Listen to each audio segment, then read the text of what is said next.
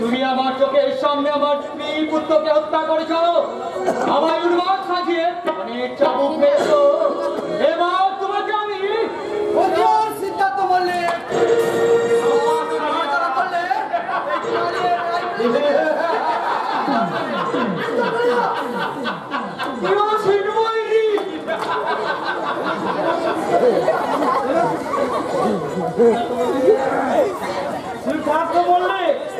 বেশ তো তুমি পালিয়ে বেঁচে গেছিলে, আর তো তোমায় আমি বাঁচতে দেব না। তুই রেহাই পাবি না শয়তান, কারণ পুলিশ তো এই চৈতালি বিলা ঘিরে ফেলেছে। পুলিশ আসার আগে আমি তোমাকে খুন করে ওই সুন্দরীটা নিয়ে গোপন সুরঙ্গ পথে ওই চৈতালি ভেলা বাইরে চলে যাব। আমি তো পালিয়ে বাঁচতে যাব না।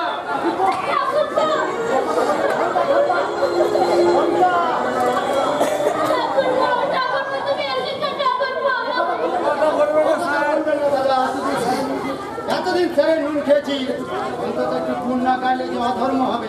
দয়া করে পিস্তলটা মাটিতে ফেলে দিই, নইলে আমি আপনার মাথাটাই মাটিতে ফেলে দেবো। এসে গেছি স্যার, আর কোনো চিন্তা নেই। আমার রাত ঘন্টা বাজানো হয়ে গেলে আমার ছুটি। সবার আগে আমি ওই বেঈমান অফিসারের মৃত্যু ঘন্টা বাজাবো। তোমার নিয়তির ঘন্টা বাজাবো মিস্টার দেবাংশু ব্যানার্জি। যেখানে দাঁড়িয়েছে অস্ত্র ফেলে দাও, এই চানারের মাথারে আমি গুলি মেরে উড়িয়ে দেবো। আমি সিআইডি ইন্সপেক্টর।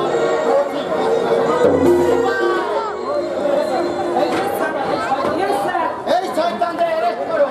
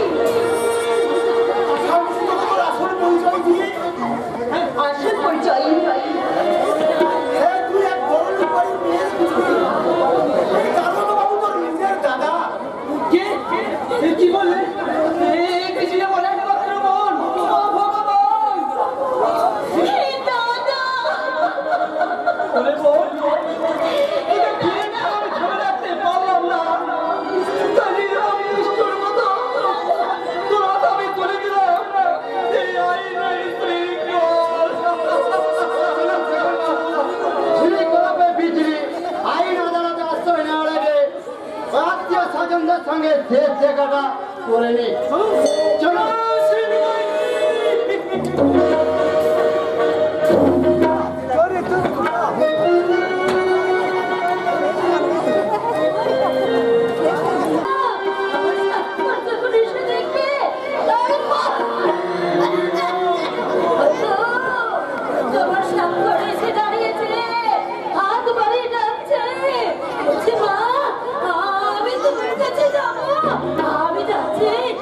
আমি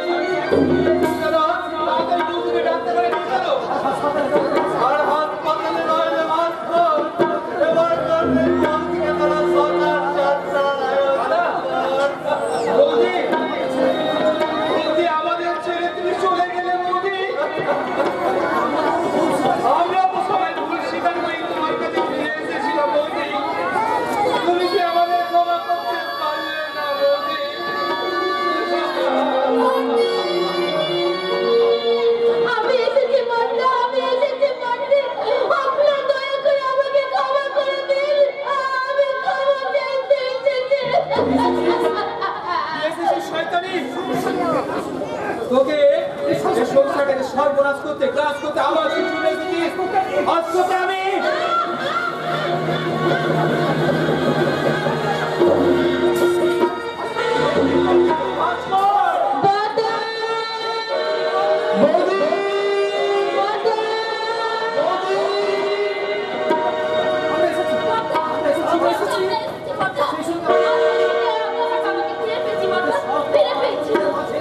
তোদের সমস্ত আনন্দের মাঝে আমার সংসারে উঠেছে কান্নার কোলাহল। আমার সংসারে আমার পিতার আগুন জ্বলছে।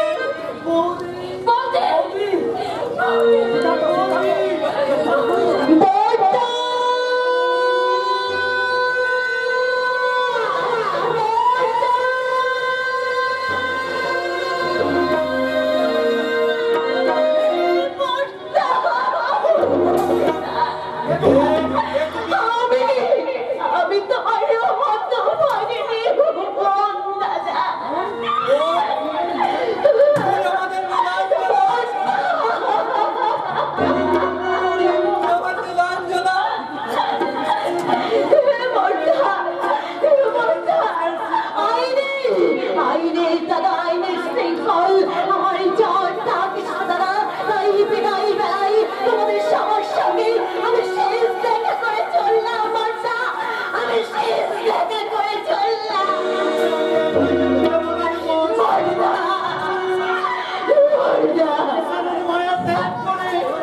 আমিও তোর সঙ্গে যাবো।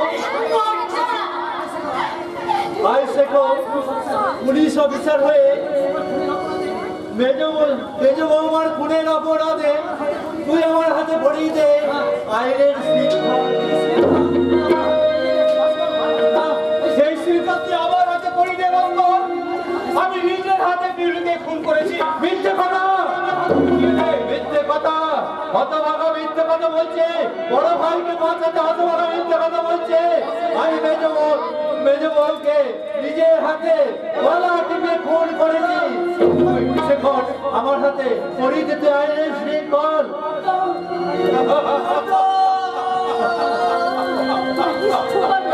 দাদা তুমি নিষ্ঠুর, তুমি কথা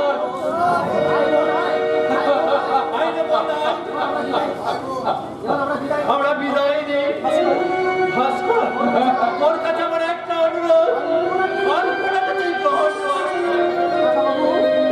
কাকা বাবু একদিন আপনার মেয়েকে আমি কথা দিয়েছিলাম এ বাড়ির বউ করে ঘরে রেখেছিল, কিন্তু আমি সে কথা রাখতে পারিনি।